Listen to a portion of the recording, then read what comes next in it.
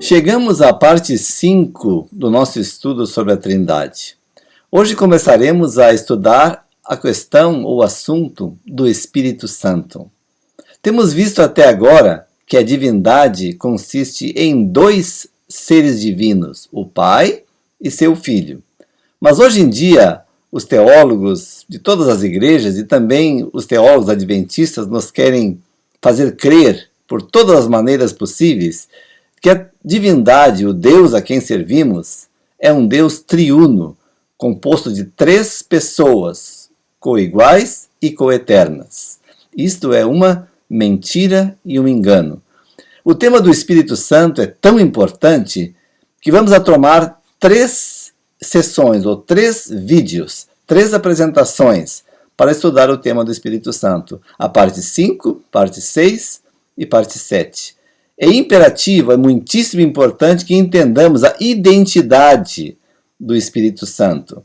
E quando eu falo de identidade, não estou falando da natureza, porque a mensageira de Deus no livro Atos dos Apóstolos, página 30, diz que a natureza do Espírito Santo é um mistério. Os homens não a podem explicar, porque o Senhor não lhe revelou. Com relação a tais mistérios demasiado profundos para o entendimento humano, diz ela, o silêncio é ouro. Portanto, não vamos tratar da natureza do Espírito Santo. Isso não nos compete a nós. Mas vamos ver a identidade do Espírito Santo. Porque se Deus, o Deus a quem servimos, é composto somente de 2 pessoas divinas, o Pai e seu Filho, como vimos até agora, então, quem é o Espírito Santo?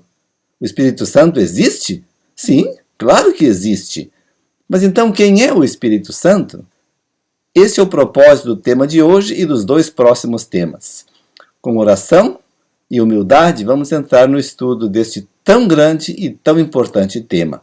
Porque a Igreja Adventista do Sétimo Dia diz que Deus, o Espírito Santo, desempenhou uma parte ativa com o Pai e o Filho na criação, encarnação e redenção. Ele é uma pessoa.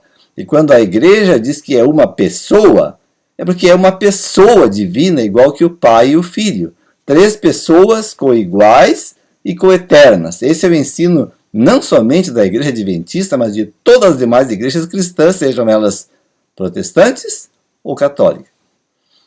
Mas a igreja adventista começou a ensinar isto oficialmente a partir de 1980.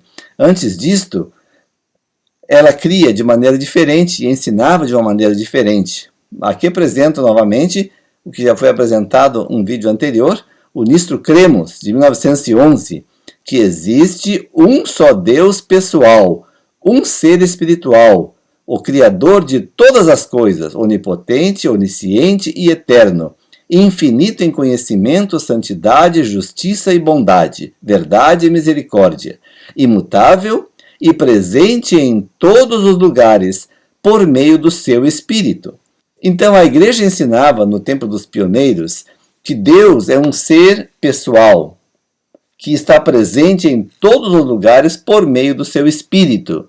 Então o Espírito Santo era ensinado como sendo a onipresença de Deus, e não uma outra pessoa divina igual ao Pai e o Filho.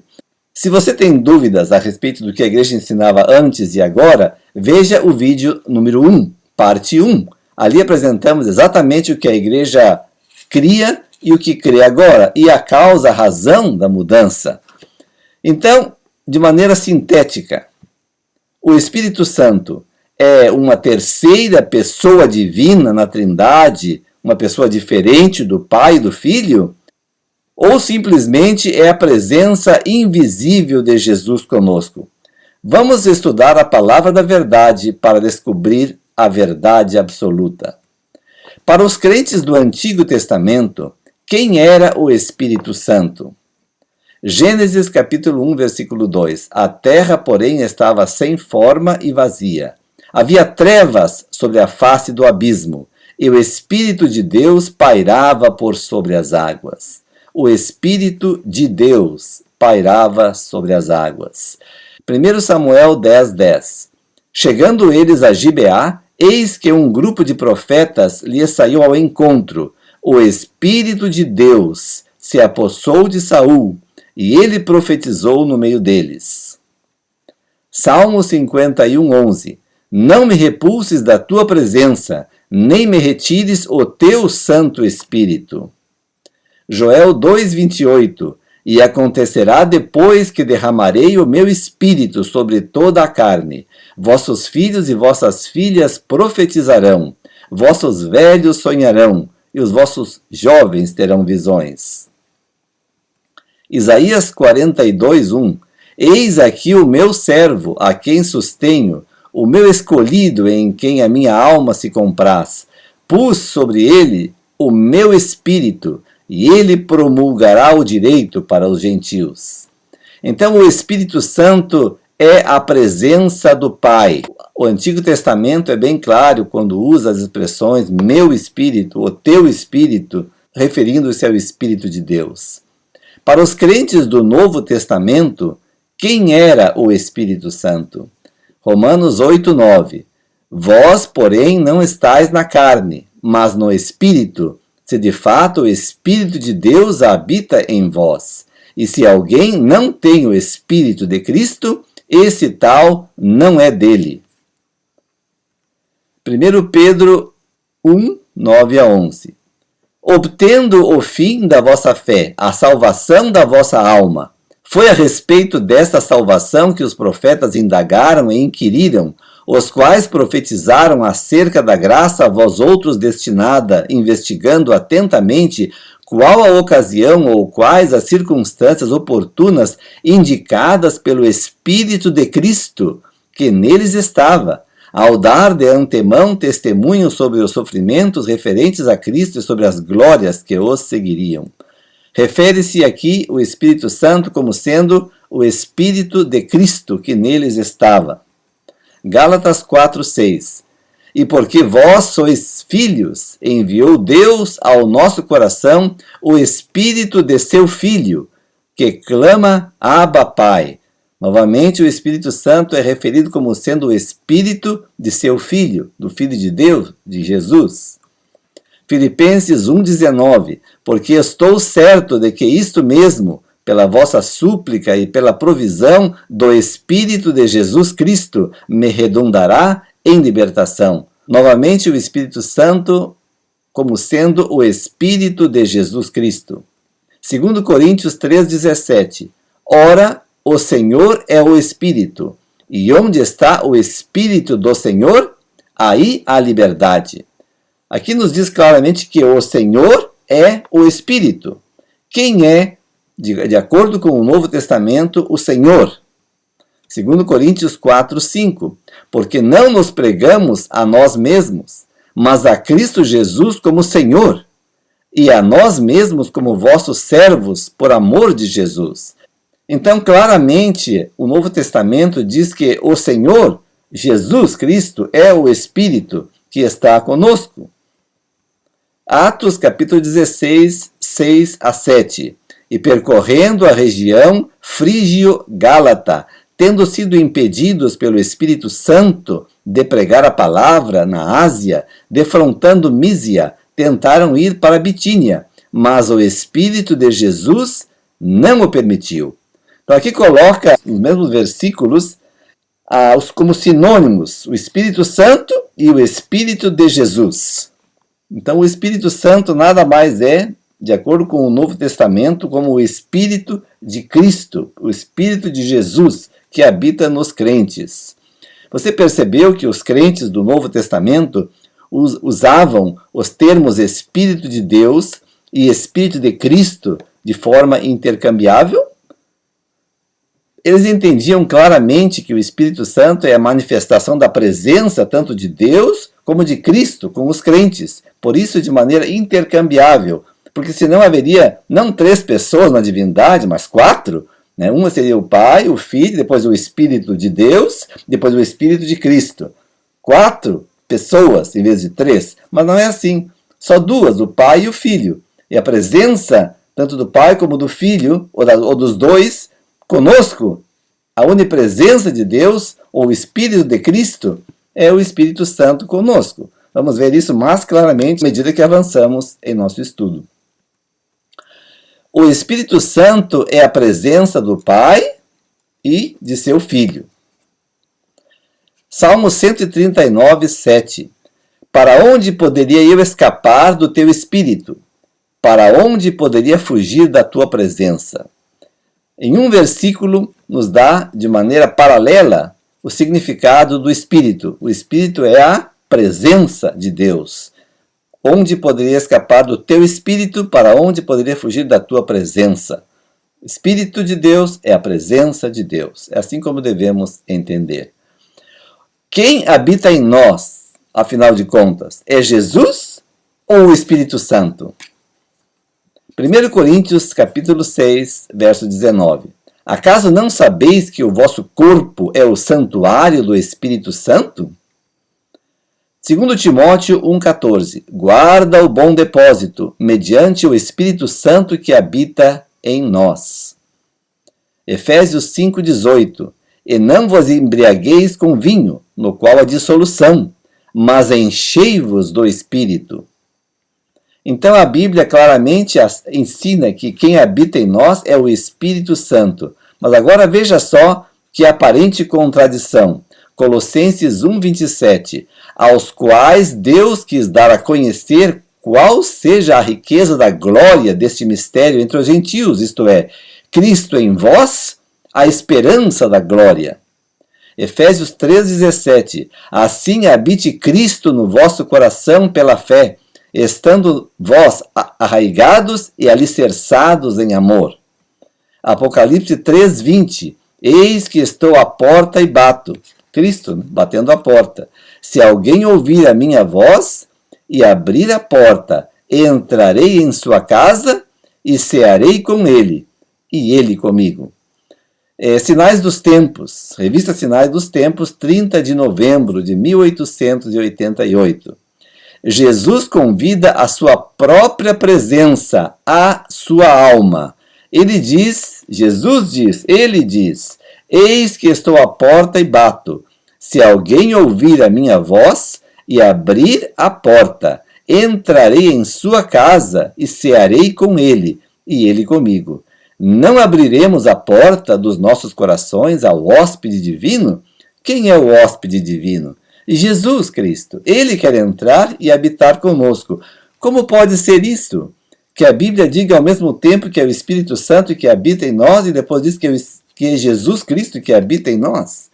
É claro, porque o Senhor é o Espírito. Jesus Cristo, em forma espiritual e invisível, é que é o Espírito Santo que está conosco, que habita conosco hoje. Não é uma terceira pessoa divina separada do Pai e do Filho. Cuidado de Deus, página 277. Quando Cristo habita no coração, a sua presença é evidente. Boas e agradáveis palavras e ações revelam o Espírito de Cristo. É manifestada a suavidade de temperamento. Não há explosões de ira, nem obstinação, nem ruins suspeitas. Não há ódio no coração, quando ideias e métodos não são aceitos e apreciados pelos outros. Então, quem é o nosso Consolador?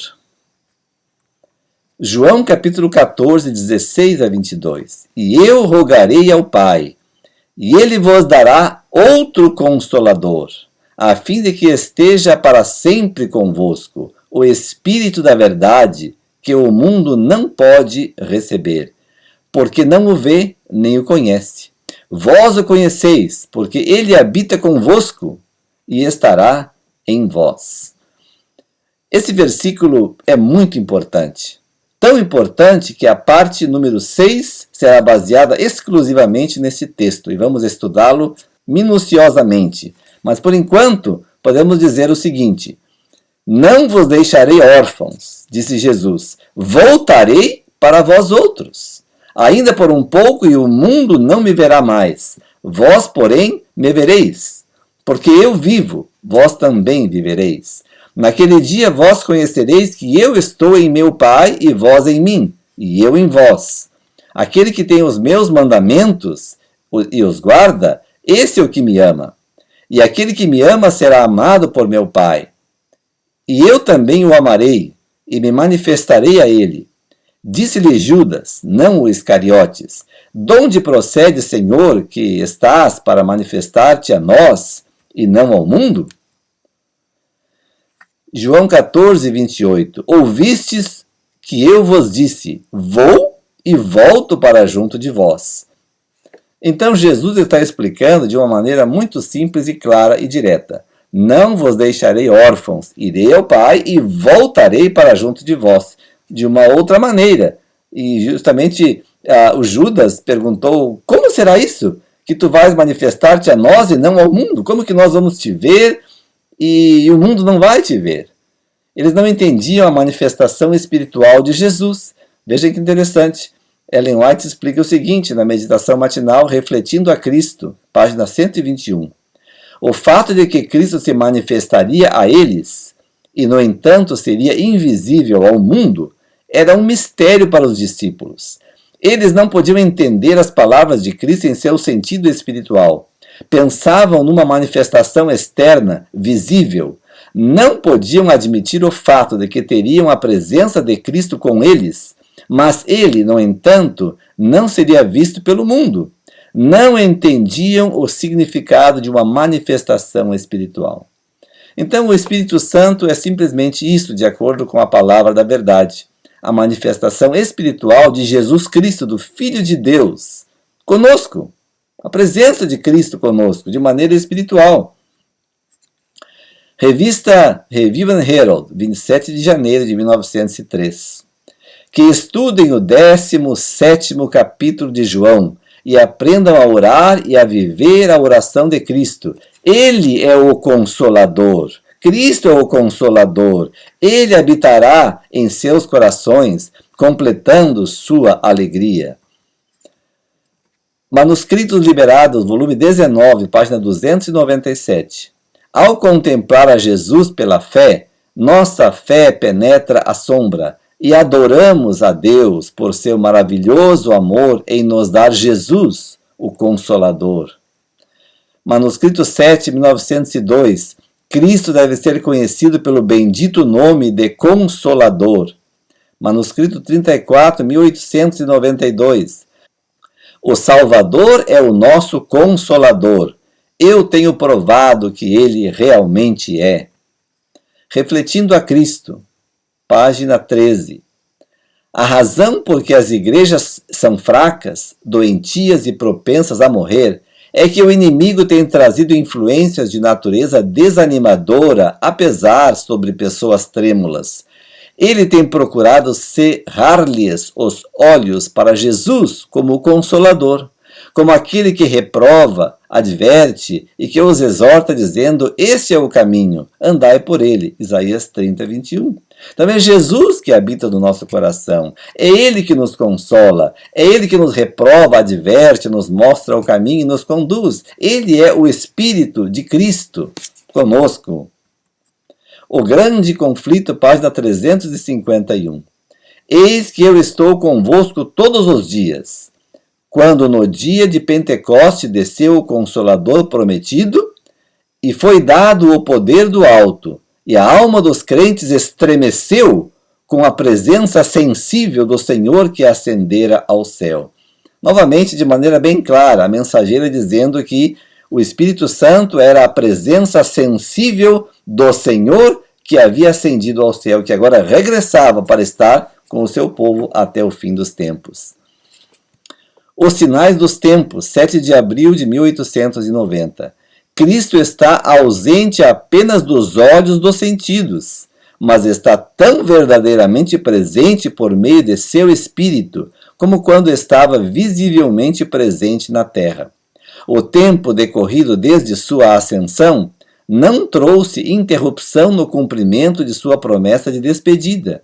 Eis que estou convosco todos os dias, até o fim do mundo. E que dizer do batismo de Jesus, quando o Espírito Santo desceu sobre Cristo em forma de pomba? Mateus capítulo 3, versículos 16 e 17. Batizado Jesus, saiu logo da água, e eis que se lhe abriram os céus, e viu o Espírito de Deus descendo como pomba, vindo sobre ele. E eis uma voz dos céus, que dizia: Este é o meu Filho amado, em quem me comprazo. Tá vendo? Aí está o Espírito Santo, como pomba. Vamos ver o comentário da mensageira do Senhor a respeito desse episódio, na meditação matinal para conhecê-lo, página 26. Os céus se abriram, e raios de glória repousaram sobre o Filho de Deus, tomando a forma de uma pomba, com aparência de ouro polido. A forma de pomba era um emblema da mansidão e benignidade de Cristo. Nada que ver com uma terceira suposta pessoa da Trindade. Aquela pomba de ouro polido, eram raios de glória, vindas do trono de Deus. A forma de pomba era para representar a mansidão e a benignidade de Cristo. Então fica claro de entender, não? O Espírito Santo é o Espírito de Deus, a glória de Deus, a presença de Deus conosco. A experiência de Moisés ilustra um pouquinho mais este ponto. Números 11, 16 e 17. Disse o Senhor a Moisés: Ajunta-me 70 homens dos anciãos de Israel, que sabes serem anciãos e superintendentes do povo, e os trarás perante a tenda da congregação, para que assistam ali contigo. Então descerei ali e falarei contigo, tirarei do Espírito que está sobre ti, e o porei sobre eles, e contigo levarão a carga do povo, para que não a leves tu somente. A ilustração é clara. Moisés dirigia o povo sozinho.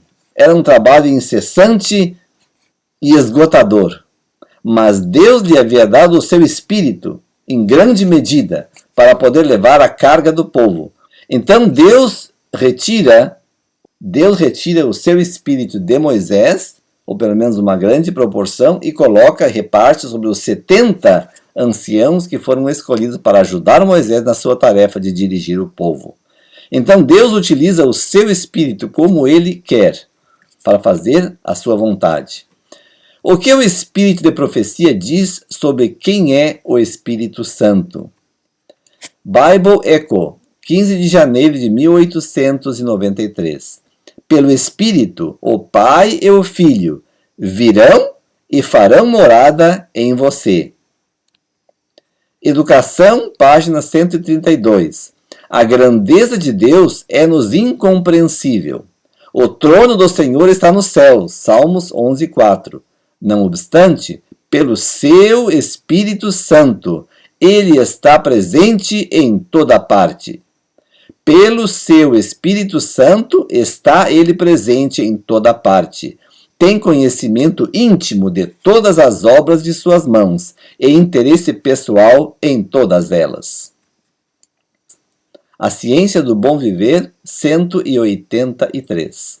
A Bíblia nos mostra Deus em seu alto e santo lugar, não em um estado de inatividade, não em silêncio e solidão, mas circundado por miríades de miríades e milhares de seres santos, todos esperando para fazer a sua vontade. Por meio desses mensageiros, ele está em ativa comunicação com todas as partes de seus domínios. Por seu Espírito, está presente em toda parte. Por meio de seu Espírito e dos anjos, ministra aos filhos dos homens. Bible Echo, 5 de agosto de 1901. Sim, ao conceder o Espírito Santo, era impossível para Deus conceder mais. A este dom nada poderia ser acrescentado. Por ele, todas as necessidades são supridas. O Espírito Santo é a presença vital de Deus, e se apreciado, suscitará louvor e gratidão, e brotará para sempre para a vida eterna. Manuscritos Liberados, volume 14, 179. Cristo nos diz que o Espírito Santo é o Consolador. E o Consolador é o Espírito Santo. O Espírito da verdade que o Pai enviará em meu nome. Eu rogarei ao Pai, e ele vos dará outro Consolador, para que fique convosco para sempre. O Espírito da verdade que o mundo não pode receber, porque não o vê, nem o conhece, mas vós o conheceis, porque ele habita convosco e estará em vós. João 14, 16 e 17. Isso se refere à onipresença do Espírito de Cristo, chamado de Consolador. Então, o Espírito Santo se refere à onipresença do Espírito de Cristo, chamado Consolador. Ellen White deixou claro que o Consolador de João 14, versículos 16 e 17, é a onipresença de Jesus. Citando ali o texto referido, ela diz: isso se refere à onipresença do Espírito de Cristo, chamado o Consolador. Manuscritos Liberados, o mesmo volume 14, página 23. Limitado pela humanidade, Cristo não podia estar pessoalmente em todos os lugares. Portanto, era inteiramente para o benefício deles que ele os deixasse, fosse para seu Pai e enviasse o Espírito Santo para ser seu sucessor na terra. O Espírito Santo é ele próprio, despojado da personalidade humana e independente dela. Ele se apresentaria como presente em todos os lugares por seu Espírito Santo, como o onipresente. Então Jesus não perdeu a sua onipresença ao tomar a natureza humana. Levou consigo a sua natureza humana para o céu, mas ele é onipresente através do seu Espírito. Sermões e Palestras, volume 1, página 209. Mas é a influência do Espírito de Jesus Cristo, que é enviado do céu, chamado Espírito Santo. E esse Espírito afeta o coração e o caráter. O Espírito de Cristo, o Espírito de Jesus Cristo, enviado do céu, chamado o Espírito Santo. Revista Review and Herald, 5 de novembro de 1908. O Pai deu seu Espírito, sem medida, a seu Filho. Carta 66, 1894. Queremos aquela compreensão completa e perfeita que somente o Senhor pode dar. Não é seguro pegar o espírito de outra pessoa. Queremos o Espírito Santo, que é Jesus Cristo. O Desejado de Todas as Nações, página 148. Enquanto Cristo ministra no santuário em cima, continua a ser, por meio de seu Espírito, o ministro da Igreja na terra. Mensagens Escolhidas, volume 1, página 251. O Espírito Santo que procede do unigênito Filho de Deus, une o instrumento humano, corpo, alma e espírito, à perfeita natureza divino-humana de Cristo. Manuscrito 138, 1897. É a onipresença de Deus, tanto do Pai como do Filho. Ellen White cria que o Espírito Santo era a presença invisível de Cristo em nosso meio, e não uma terceira pessoa divina diferente do Pai e do Filho. Quem ensinaram os pioneiros da Igreja Adventista sobre o Espírito Santo? Urias Smith, diretor de publicações adventistas por quase 50 anos, disse: mas com respeito ao Espírito, a Bíblia usa expressões que não podem se harmonizar com a ideia que é uma pessoa igual ao Pai e ao Filho. Ao contrário, mostra que é uma divina influência de ambos, o meio pelo qual se fazem representar e pelo qual se manifesta seu poder através de todo o universo, quando não estão pessoalmente presentes. Revista Review and Herald, 28 de outubro de 1890, publicada na Revista Adventista da época. William White, filho de Ellen White. As declarações e os argumentos de alguns dos nossos ministros em seu esforço para provar que o Espírito Santo era um indivíduo como é Deus, o Pai, e Cristo, o Eterno Filho, têm me deixado perplexo e algumas vezes eles me têm entristecido. George Butler, presidente da então Associação Geral Adventista, numa carta enviada ao Dr. Kellogg: Deus habita em nós pelo seu Santo Espírito, como um consolador, como um reprovador, especialmente o primeiro. Quando nós vamos a Ele, nós participamos dele nesse sentido, porque o Espírito Santo vem a partir dele, vem do Pai e do Filho. Então, carta de George Butler a John Kellogg, 5 de abril de 1904. Filhos e Filhas de Deus, 21 de fevereiro de 1956, página 58. Não é aos homens que devemos exaltar e adorar. É a Deus, o único Deus verdadeiro e vivo, a quem são devidos nosso culto e reverência. Unicamente o Pai e o Filho devem ser exaltados. O Desejado de Todas as Nações, página 103. Com a purificação do templo, anunciou Jesus sua missão como Messias. Aquele templo erigido para a morada divina destinava-se a ser uma lição objetiva para Israel e o mundo. Desde os séculos eternos, era o desígnio de Deus que todos os seres criados, desde os luminosos e santos serafins até o homem, fossem um templo para a morada do Criador. Devido ao pecado, a humanidade cessou de ser o templo de Deus. Obscurecido e contaminado pelo pecado, o coração do homem não mais revelava a glória da divindade. Pela encarnação do Filho de Deus, porém, cumpriu o seu desígnio do céu. Deus habita na humanidade, e mediante a salvadora graça, o coração humano se torna novamente um templo para a habitação de Deus. Então Deus criou os serafins, os homens, todas as criaturas inteligentes do universo, para ser um templo para a habitação de Deus. Deus habita literalmente nas criaturas inteligentes. Como ele habita? Através do seu Espírito. Uma forma espiritual da presença divina habita conosco.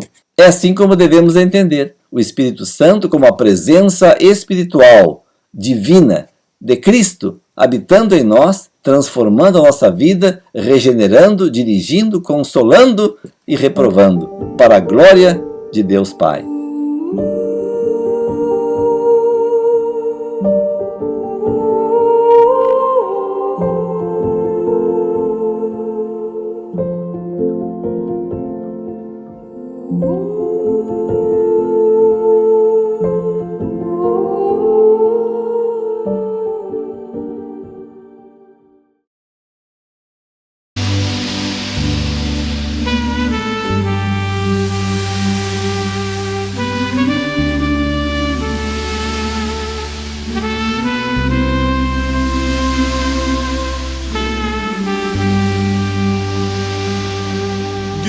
Transformame en santuario puro y santo para ti, que pueda te alabarte, santuario para ti. Si viniste a morir por salvar al pecador,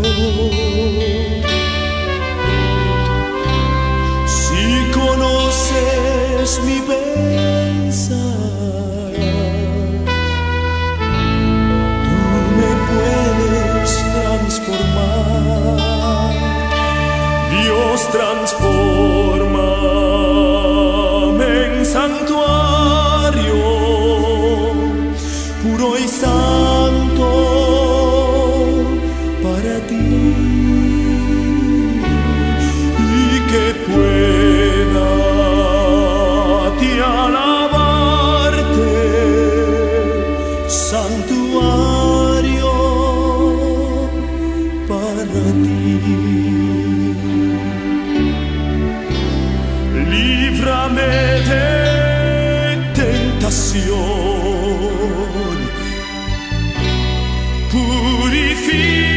mi interior.